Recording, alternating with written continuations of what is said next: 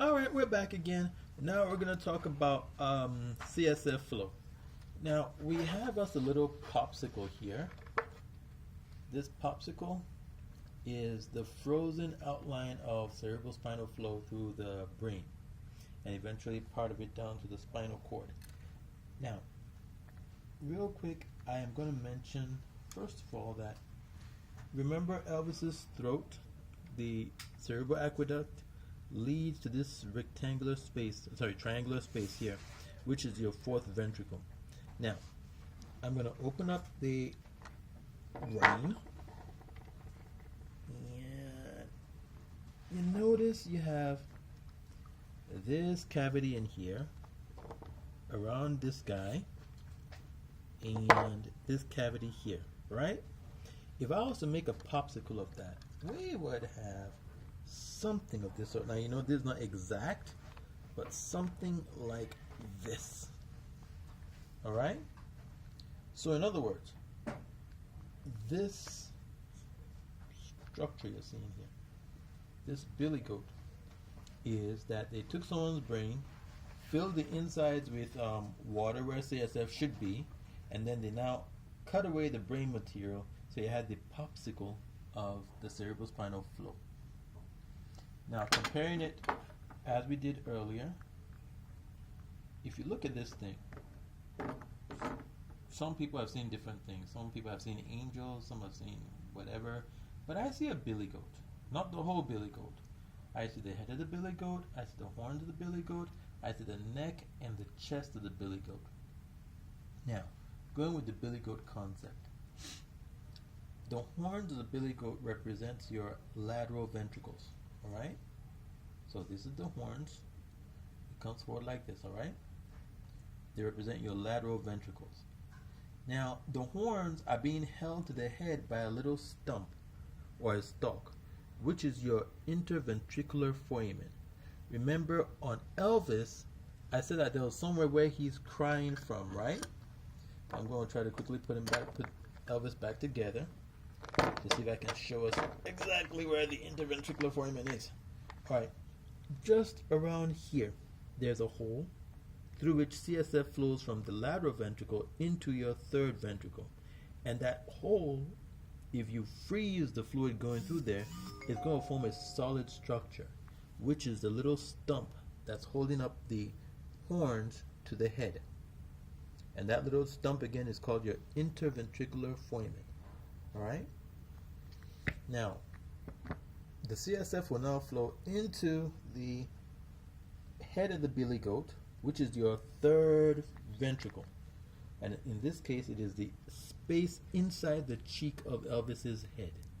Remember what I said? If you blow up your cheeks, the space in your mouth is your third ventricle in comparison to this.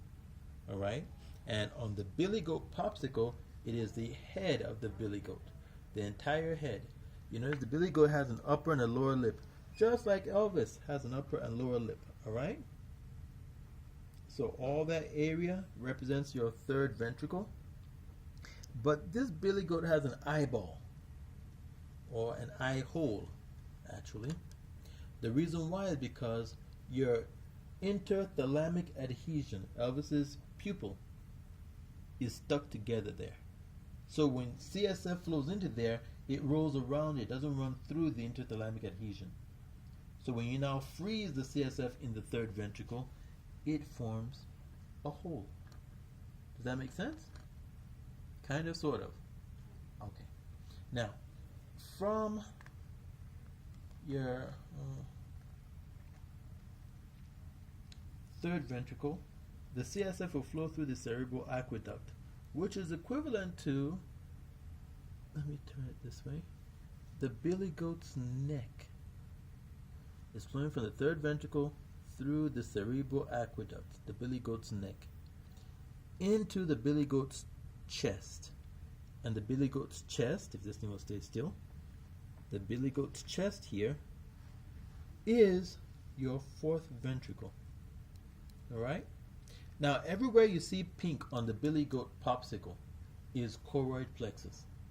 So the choroid plexus is present not only within the lateral ventricles, but also in the third ventricle, as you can see from on top back here, which is equivalent to, on this model, would have been the blue area here, over here, and then down here as well in the fourth ventricle. Now, part of the billy goat's chest leads into the central canal of the spinal cord. And remember, in the transverse section of the spinal cord, the central canal keeps on running all the way down. And then in another model, you have your filum terminale, where there's a hole at the end of it, and the CSF now goes back all over the surface of the spinal cord, underneath your arachnoid, your subarachnoid space, or within the subarachnoid space, and it goes back up and covers the whole surface of the brain again.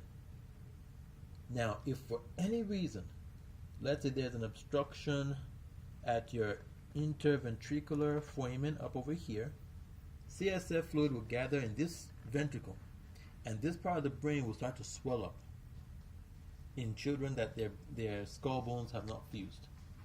In adults, they will start to manifest features of paralysis, loss of sensation, loss of function. Depending on how it manifests, it could even manifest with seizures, depending on what could be causing the obstruction here. So that would lead to increased intracranial pressure. Further down, anywhere else, if there's an obstruction, it can also lead to hydrocephalus as well. That's all we have for this video.